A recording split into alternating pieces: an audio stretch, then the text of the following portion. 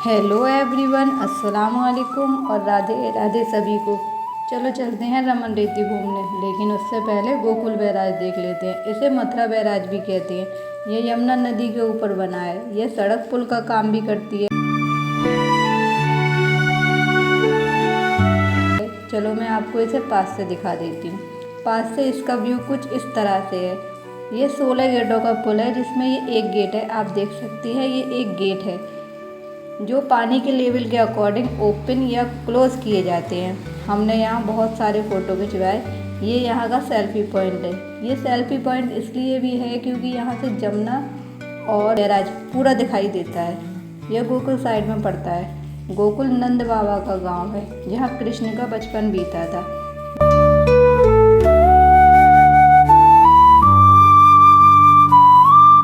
यमुना के total 6 barrage हैं। Dak Patthar barrage, Hathnikund barrage, Tajewala barrage, Bajaribad barrage, Okhla barrage और एक हमारा मथुरा बैराज। यह बैराज यमुना नदी के पानी को रोककर एक बड़ा जलाशय बनाता है, जैसे कि आप देख सकते हैं, जिससे पानी को नहरों के माध्यम से शहरों तक पहुंचाया जाता है। गोकुल बैराज यमुना नदी पर बना एक बांध है, जिसका मुख्य कार्य मथुरा और वृंदावन शहरों को पानी उपलब्ध कराना है।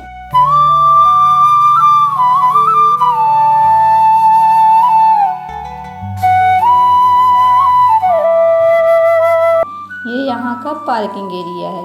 यहाँ हमने अपनी कार पार्क की थी। कार पार्क करने की यहाँ अलग जगह है और बाइक पार्क करने के लिए अलग।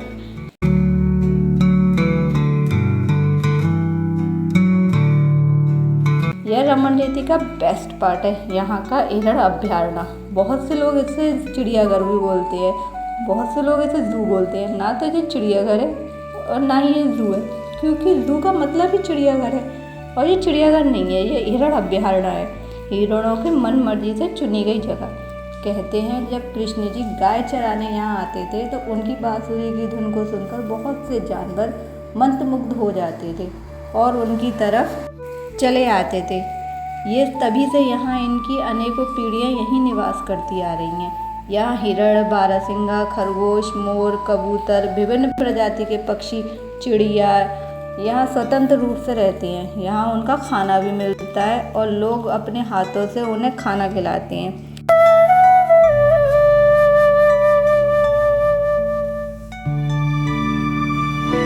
ये यहाँ का जूता घर है। यहाँ जूते चप्पल रखने की व्यवस्था की गई है ताकि श्रद्धालु आराम से आश्रम और मंदिर में घूम सकें। यहाँ पीने के पानी की भी व्यवस्था की गई है। यहाँ एक हाथ पर हॉस्पिटल है। ये सभी डॉक्टर हैं। यहाँ उनके नाम लिखे हैं जो यहाँ अवेलेबल हैं। इस हॉस्पिटल का नाम आरोग्य मंदिर है और इसके दूसरे हाथ पर धर्मशाला है।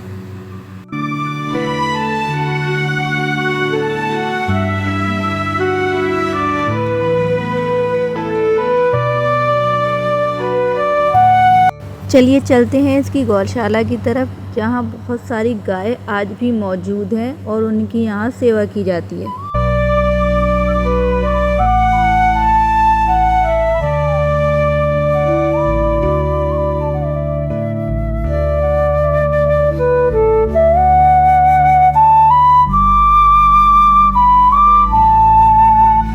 ये यहाँ पर झोपड़ी बनी है। इन्हें साधु संतों की कुटिया कहते हैं। यहाँ के पंडित, महाराज, साधु, संत इन्हीं झोपड़ियों में रहते हैं। यहाँ घास फूस मिट्टी से बनी हुई हैं। ये पुराने वक्त की याद दिलाती हैं, जब लोग इसी तरह झोपड़ी में रहते थे।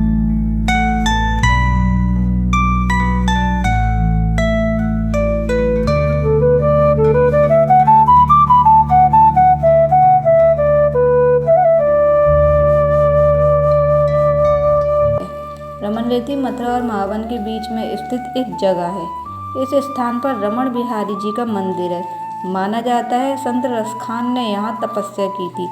यहाँ उनकी समाधि भी है। वो मैं आपको अपनी नेक्स्ट वीडियो में दिखाऊंगी। रमन जी का प्राचीन मंदिर जर्जर हो गया था, इसलिए मंदिर बनाकर रमन जी को विराजमान किया गया। ये यहाँ पर उनके बालेपन की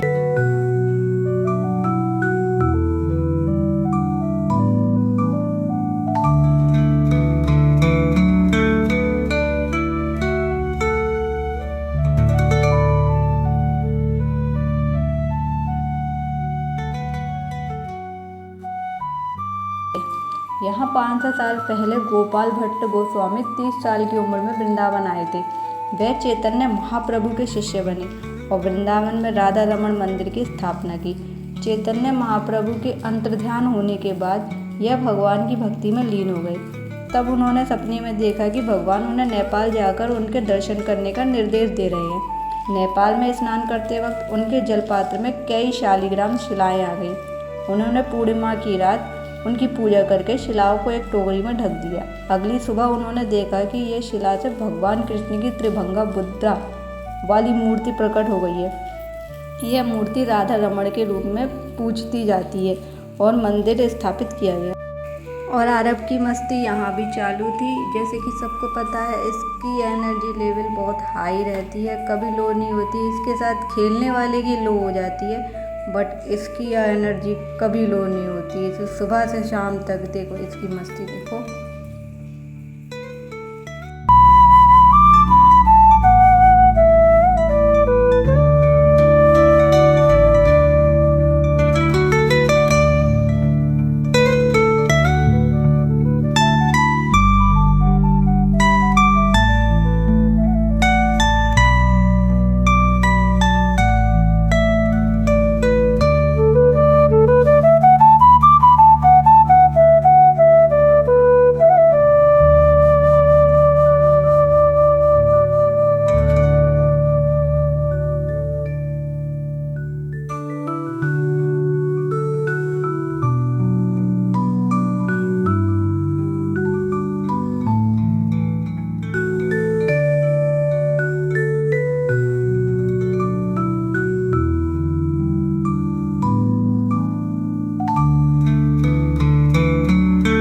यह मंदिर सुबह 5 बजे से दोपहर 2 बजे तक और शाम 4 बजे से रात 9 बजे तक खुलता है।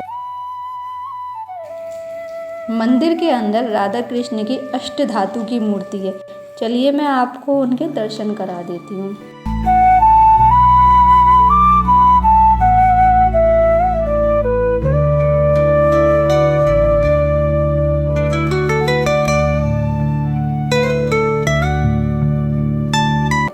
रमन रेती में हाथी भगवान की आरती करता है। यह एक बहुत प्रसिद्ध प्रथा है जो यहीं के आश्रम में होती है। यहाँ एक हथनी रोज भगवान कृष्ण की आरती करती है। ये यहाँ की पहचान है। ऐसा कहते हैं जब ये मंदिर बनाया गया था तो यहाँ एक आश्रम था जहाँ एक माधव हाथी और राधा हथनी की जोड़ी लाई गई थी जो दोनों मिलकर कृष्ण की आरती करते थे। माधव हाथी की मृत्यु के बाद यह काम अब अकेली राधा हथनी करती है।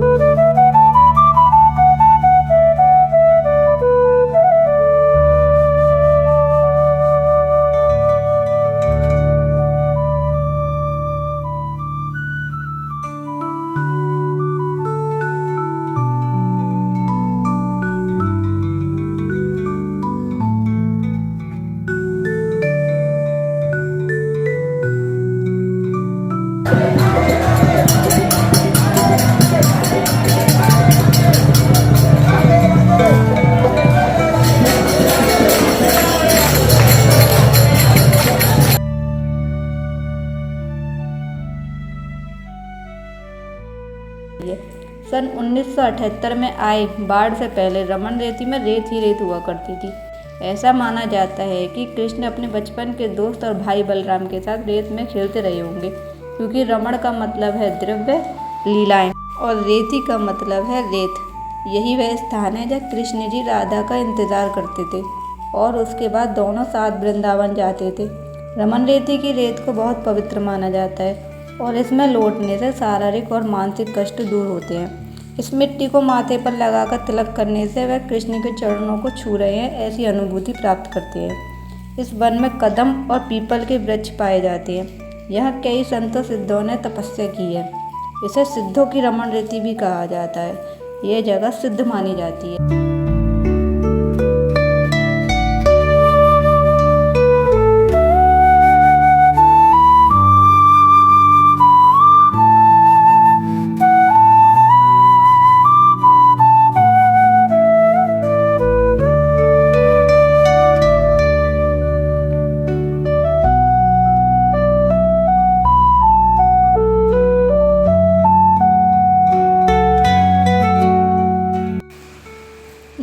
यहाँ का परिक्रमा मार्ग है, यहाँ से निकलकर हम जाएंगे रसोई की तरफ। यहाँ आप देख सकते हैं कितनी प्यारी प्यारी मोर के पंख लगे हुए हैं जो इस रास्ते को और भी ज़्यादा खूबसूरत बना रहे हैं।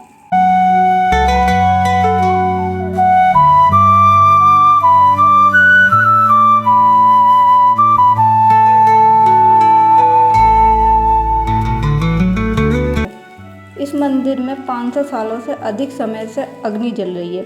रसोई में उसी अग्नि का प्रयोग करके भोजन की व्यवस्था की जाती है। वहाँ माचिस का प्रयोग नहीं होता है, ऐसा किसी मीडिया रिपोर्ट के मुताबिक बताया गया है। ये यहाँ की रसोई है, यहाँ भंडारा भी होता है, यहाँ सुबह शाम का खाना भी होता है। और यहाँ इसकी एनर्जी देखो अब भी वही कंडीशन में है, इतनी हाई। और इसके साथ रहते रहते यहाँ अब मेरी कंडीशन देखो, इतनी लो।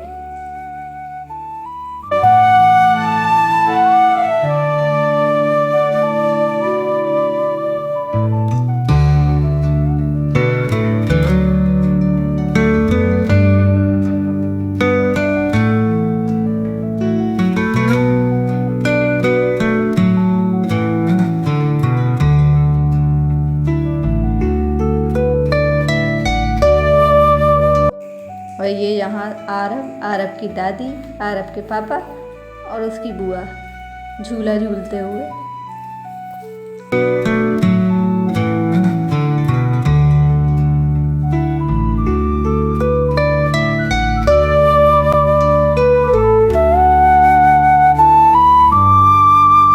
ये कुंड के पास बना हुआ पार्क है, इसके अंदर बहुत सारी मूर्तियाँ और बहुत सारे झूले हैं। यहाँ मेला भी लगता है। ये उस वक्त की फ़ोटो है जब यहाँ मेला लगा हुआ था और हम लोग यहाँ घूमने गए थे, तो मैंने उन फ़ोटो को भी इसमें एडिट कर दिया है दिखाने के लिए।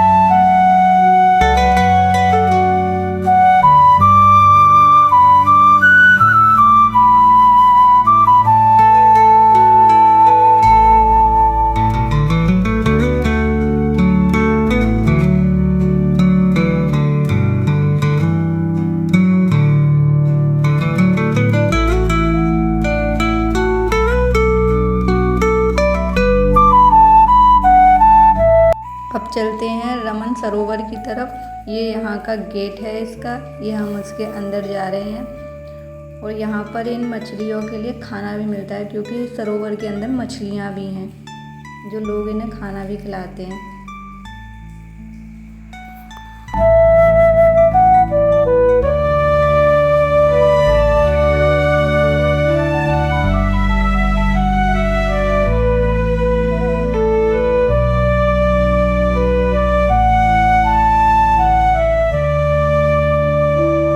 ये आरब और आरब के पापा और उनकी अलग ही मस्ती चालू है नहाने के लिए।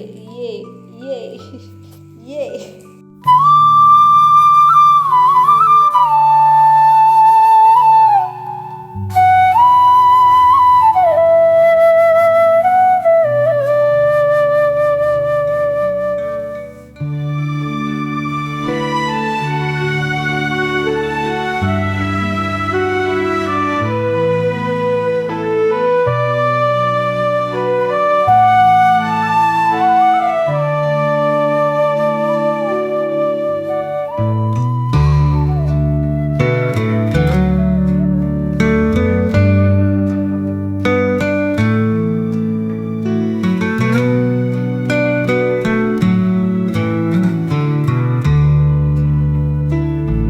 और आज की वीडियो यहीं एंड करते हैं। आई होप आपको पसंद आई हो। अब मिलते हैं नेक्स्ट वीडियो में। वीडियो के लिए प्लीज़ लाइक एंड शेयर कर दीजिएगा।